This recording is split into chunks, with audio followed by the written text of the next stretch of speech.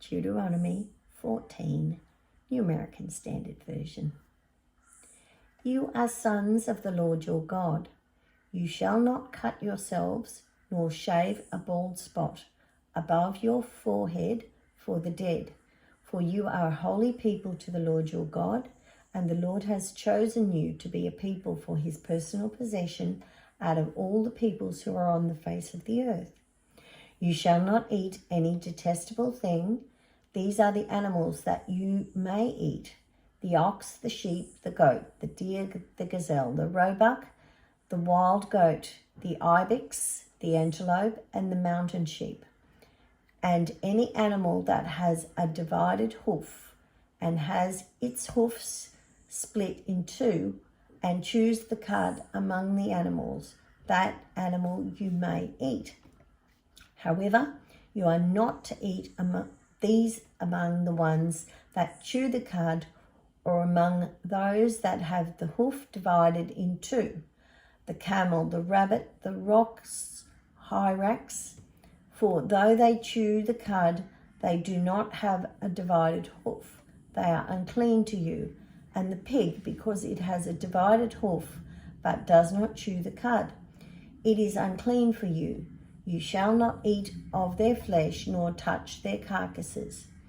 These you may eat of everything that is in the water. Anything that has fins and scales you may eat, but anything that does not have fins and scales you shall not eat, for it is unclean to you.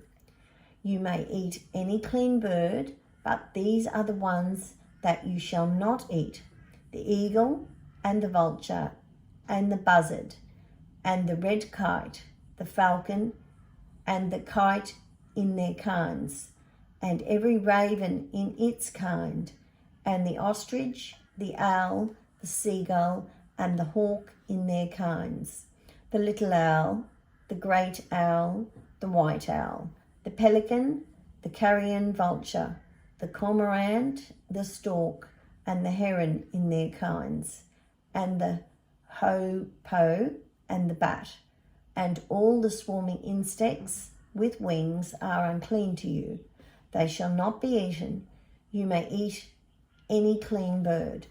You shall not eat anything which dies of itself. You may give it to the stranger who is in your town, so that he may eat, or you may sell it to a stranger, for you are a holy people to the Lord your God. You shall not boil a young goat in its mother's milk. You shall certainly tithe all the produce from what you sow, which comes from the field every year. You shall eat in the presence of the Lord your God at the place where he chooses to establish his name, the tithe of your grain, your new wine, your oil, and the firstborn of your herd and your flock, so that you may learn to fear the Lord your God always.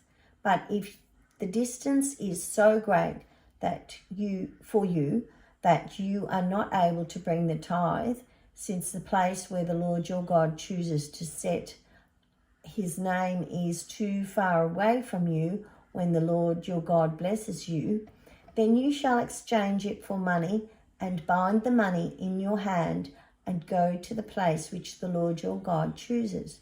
And you may spend the money on whatever your heart desires: an oxen, sheep, wine, other strong drink, or whatever your heart desires. And there you shall eat in the presence of the Lord your God and rejoice, you and your household. Also you shall not neglect the Levite who is in your town, for he has no portion or inheritance among you. At the end of every third year you shall bring out all the tithe of your produce in that year, and you shall deposit it in your town. And the Levite, because he has no portion or inheritance among you, and the stranger, the orphan, and the widow who are in your town, shall come and eat and be satisfied, in order that the Lord your God may bless you in all the work of your hand which you do.